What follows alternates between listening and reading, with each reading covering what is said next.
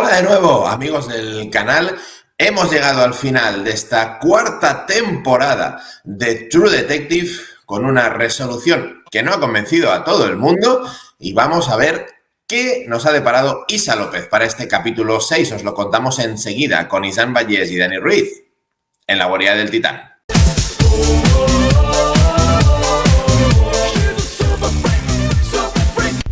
Entra con nosotros en la guarida del Titán. Después de un inicio fulgurante, a mitad de temporada empezamos a tener ciertas dudas y decíamos, bueno, veremos cómo se remata esta temporada 4, veremos si el lazo que le pone Isa López a los 6 capítulos nos deja satisfechos o no. En mi caso, moderadamente satisfecho. Hemos leído por ahí que no a todo el mundo le ha acabado de cuajar esta propuesta, Isán, pero llegamos a un final que no podemos decir otra cosa. Ha sido bastante coherente con lo que hemos visto en los capítulos anteriores.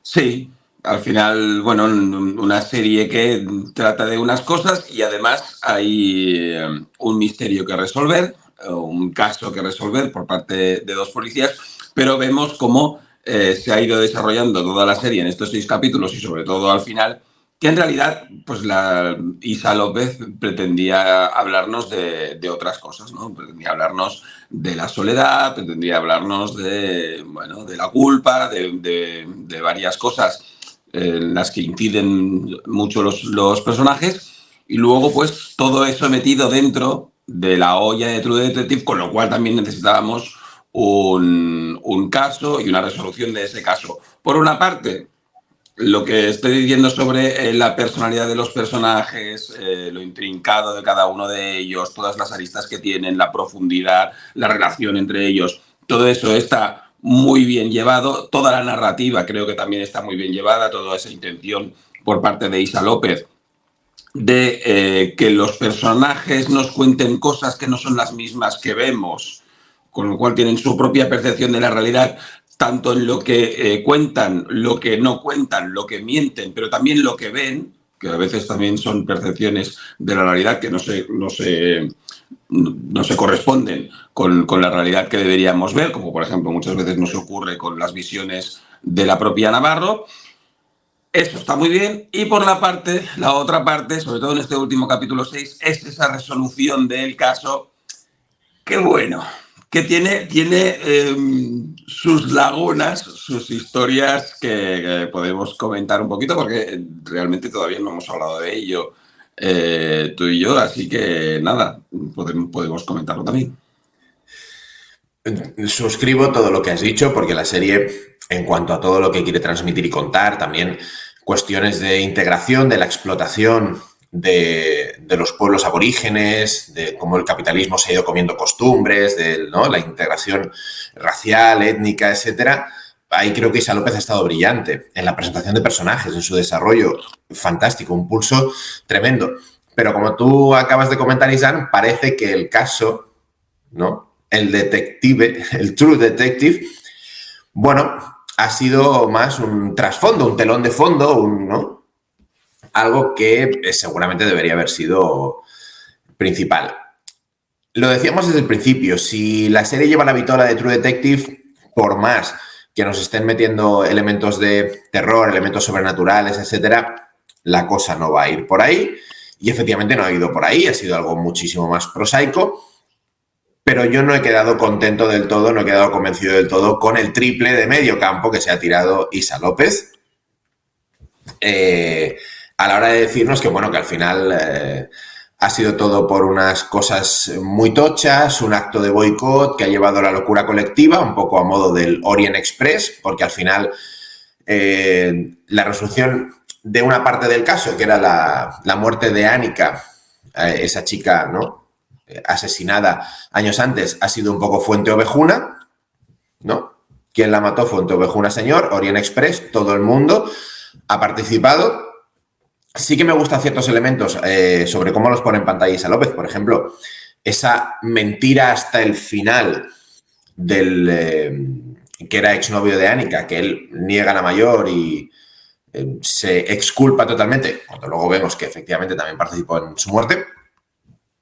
Eso por una parte, me ha dejado bastante frío, si me permitís la expresión.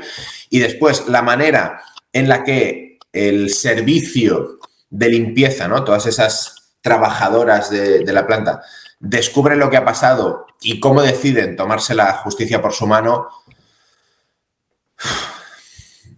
me ha parecido coherente con todo lo que plantea la directora en cuanto a las relaciones interpersonales, en cuanto a las relaciones de los diferentes grupos que vemos en Ennis. Sí.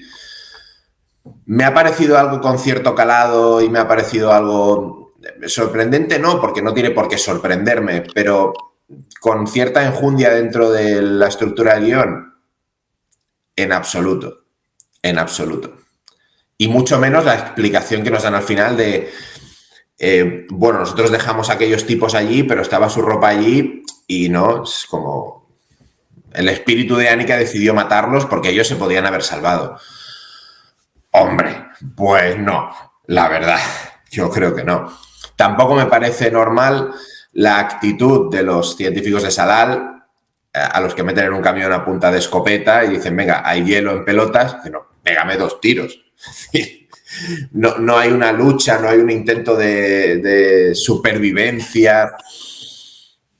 Me ha parecido un triple que como recurso, pues al final ha encajado dentro de la estructura de la serie, pero que en lo personal no ha cuajado nada, igual que no ha cuajado ciertos elementos que hemos visto o que a los que se les ha dado mucha relevancia en el devenir del caso, como que, y me vais a perdonar que no recuerdo el nombre, al personaje esencial de los científicos de Chalal, al que era pareja de Annika, ese tembleque que le entra, que vemos en el primer capítulo y que no se explica porque no hay evidentemente ningún tipo de posesión sobrenatural, el tema de la lengua de Annika, etcétera.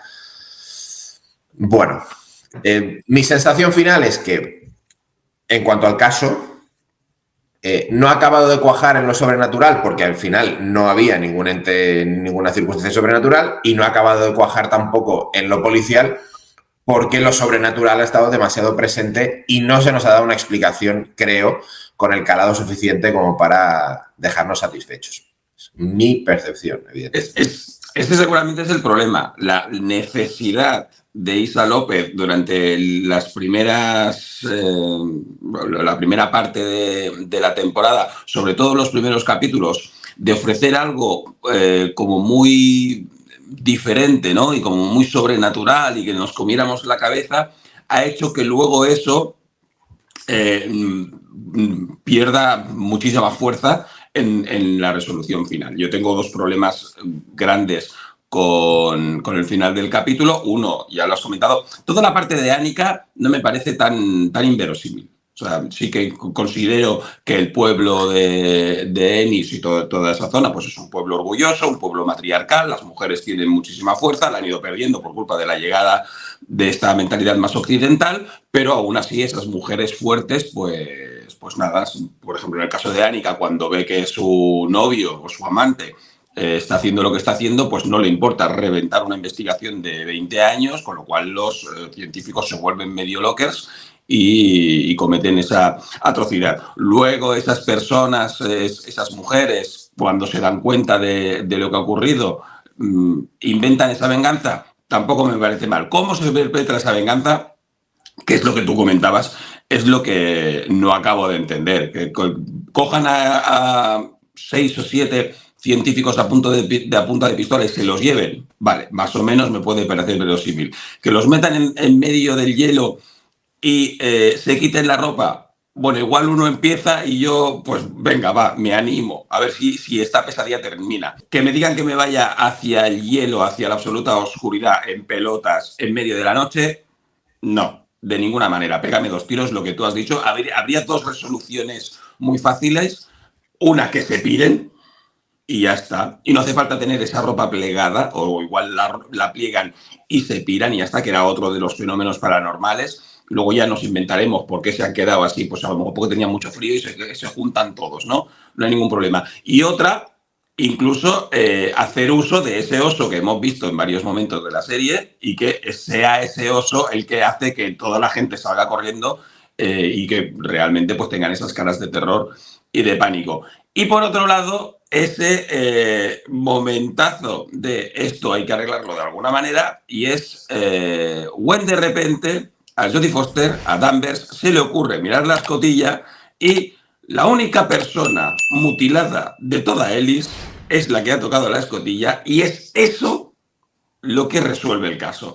A mí eso realmente no me gustó mucho. Me gustan que estas resoluciones de casos, no te digo yo que tengan que ser Sherlock Holmes de Guy Ritchie, que de repente, pero al menos 3 o 4 evidencias, no una casualidad, sino 3 o 4 evidencias que hagan que ese personaje de Danvers, que siempre se cuestiona, que hace la pregunta correcta, pues solucione el caso, y no sea porque pues la única persona mutilada a la que le faltan 2 dedos de todo Ellis, pues resulta que ha tocado esa escotilla. Pues eso. Yo quiero puntualizar que no, mi problema no venía por el tema, el asesinato de Annika, por el tema de que ella hubiera descubierto aquello, investigado, se hubiera vuelto loca, sino porque el asesinato hubiera venido de manos de todos a la vez y no de uno solo, porque me parece un poco extraño, sinceramente.